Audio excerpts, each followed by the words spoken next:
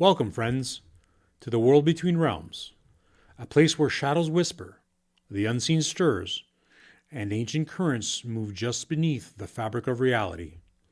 I'm your host, Max, Reiki Master, psychic, medium, and traveler of the in-between, inviting you to step with me into the liminal spaces where spirit speaks and the mysteries unfold. Here, we explore what most never dare to touch, the wisdom carried on the breath of the other realms, the signs hidden in plain sight, and the encounters that awaken something ancient within us. And a gentle note before we journey deeper: everything shared in the space reflects the perspectives and interpretations of myself, my guests, and spirit. Take only what resonates with your soul and let the rest drift back into the unseen. Now, breathe, listen closely, and cross the threshold into the world between realms. Welcome back, friends, to the light between realms. I'm Max, a Reiki master, psychic medium, and someone who has walked between worlds more times than I can count. This podcast is a space where the mystic meets the human, where the veil between spirit and matter thins just enough for light, truth, and connection to flow through. Tonight I want to begin by sharing something deeply personal, my own story. Because before I could help others connect with the unseen, I had to face the mystery myself.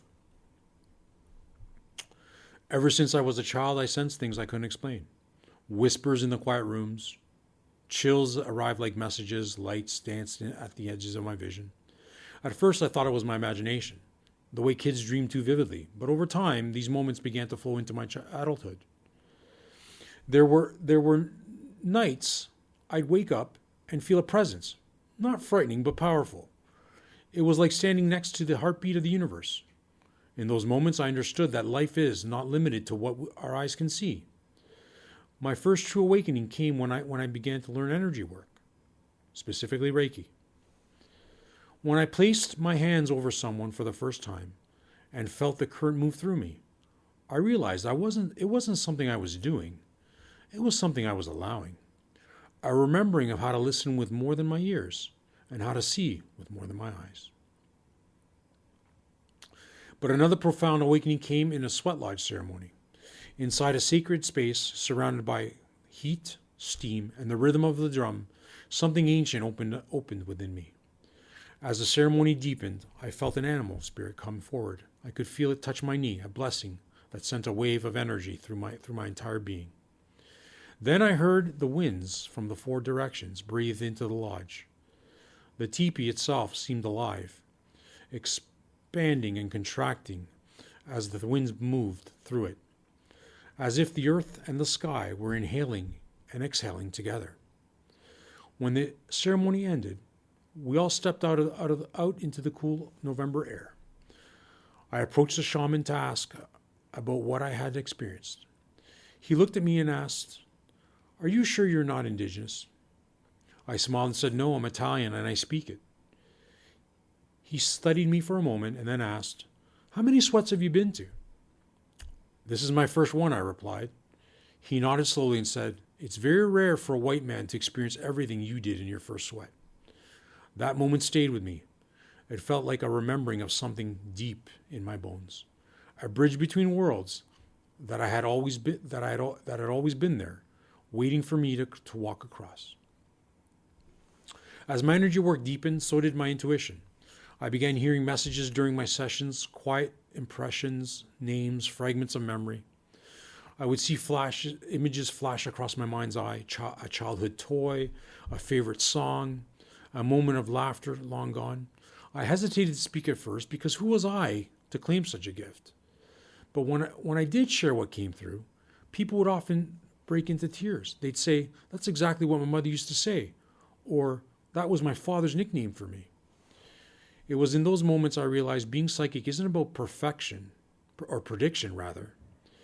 It's about connection. It's the soul's way of reminding us that love is eternal, that consciousness doesn't end where a body does. There have been times in my life when the light itself spoke to me.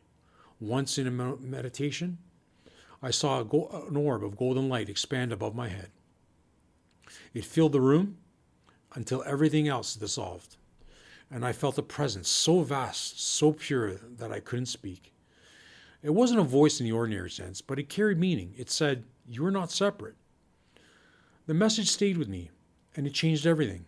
Since then, I experienced what I can only call angelic contact.